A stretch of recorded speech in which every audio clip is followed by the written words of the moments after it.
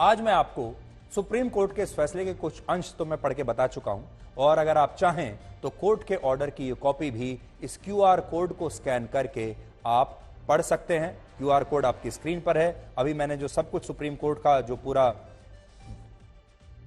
फैसला था मैंने आपको पढ़कर सारा बता दिया सुप्रीम कोर्ट ने क्या लिखा है। आज यहां पर मैं आपको एक और बात बताना चाहता हूं जो शायद आपको पता ना हो, और यह बड़ी दिलचस्प बात है और मैं खुद इसका गवाह हूं। आज मैं आपको यह बताना चाहता हूं कि मैं खुद इस घटना का सबसे बड़ा गवाह रहा हूं, और इस मामले में नरेंद्र मोदी को जिस टीवी इंटरव्यू के आधार पर फंसाने की कोशिश की गई थी, वो टीवी इंटरव्यू 2002 में मैंने ही किया था, और इस इंटरव्यू का जिक्र सुप्रीम कोर्ट ने और एसआईटी ने अपनी क्लोजर रिपोर्ट में भी किया था। और इस क्लोजर रिपोर्ट में इस इंटरव्यू के बारे में क्या लिखा था मैं आपको पहले पढ़कर बताता हूं और फिर बताता हूं कि उस दिन क्या हुआ था और कैसे उस इंटरव्यू का राजनीतिक हितों के लिए दुरुपयोग किया गया। अब जो मैं आपके लिए लेकर आया हूं ये एसआईटी की क्लोजर रिपोर्ट है जिसमें मेरा नाम लिखा है। इसमें वो कहते हैं कि इन्वेस्टिगेशन के दौरान उन्हें पता चला कि नरेंद्र मोदी ने एक इंटरव्यू दिया है गुजरात के मुख्यमंत्री रहते हुए, जो सुधीर चौधरी ने लिया 1/3/2002 को। 1/3/2002 का ये इंटरव्यू है। इसके बाद उन्होंने मुझे पेश होने के लिए एसआईटी के दफ्तर गांधीनगर बुलाया और मुझसे भी लंबी पूछताछ की, और मैंने जो बयान दिया उसके आधार पर एसआईटी ने यहां लिखा है कि सुधीर चौधरी ने हमें बताया, ही stated that he attended a press conference held by Shri Narendra Modi on 1/3/2002 at a circuit house at the outskirts of Gandhinagar. He has further stated that Shri Modi was known to him and that he had interviewed him earlier several times in Delhi. Shri Sudhir Chaudhary has further stated to have requested Shri Modi for a short interview after the press conference, and to which the latter agreed, and as such he was interviewed for 10 minutes. मैंने उनका 10 minute का ही interview किया था। उसके बाद मैंने जो उनको बताया इसमें लिखा है, as per his recollection he had questioned Shri Narendra Modi about the Chamanpura massacre, that is Gulbarg society case, in which former Congress MP Ehsan Jafri had been killed. और उसके बाद मैंने ये बयान दिया that Sudhir Chaudhary has stated that Chief Minister was of the view that he neither wanted action nor reaction.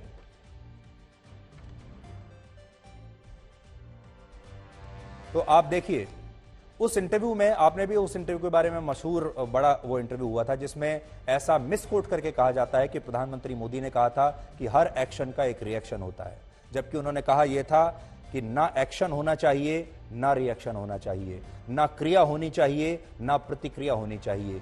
मैं क्रिया को भी रोकना चाहता हूं और मैं प्रतिक्रिया को भी रोकना चाहता हूं, उन्होंने कहा यह था।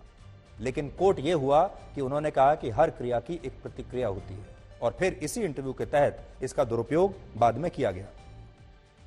इसी इंटरव्यू के बारे में जब 9 घंटे तक उस समय मुख्यमंत्री नरेंद्र मोदी से पूछताछ हुई थी, तब इस इंटरव्यू के बारे में उनसे भी पूछा गया कि क्या आपने उस इंटरव्यू में ऐसा कहा था।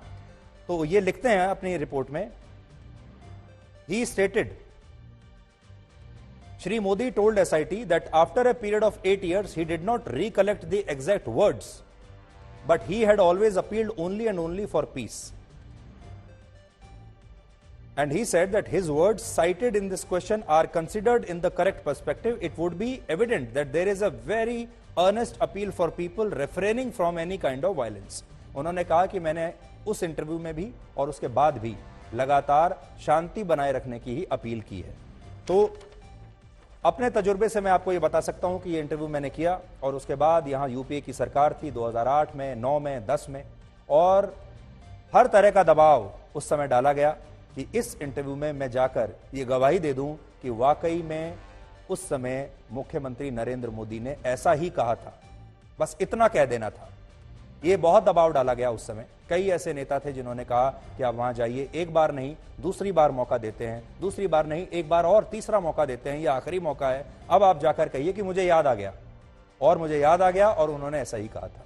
लेकिन तब भी मैंने सच का ही साथ दिया था। इसलिए आपको मैं यहां बता रहा हूं कि मैं इस मामले का चश्मदीद गवाह हूं। मैं गुलबर्ग सोसाइटी में भी रिपोर्टिंग करके आया था, मैंने ये इंटरव्यू भी किया था, और उसके बाद जब एसआईटी की जांच चल रही थी तब कांग्रेस की सरकार कैसे कैसे दबाव बनाती थी कैसे कैसे दबाव डालती थी कि गलत बयानी हो जाए और किसी तरह यह साबित हो जाए कि नरेंद्र मोदी का हाथ इसमें है, उसका भी मैं सबसे बड़ा गवाह हूं।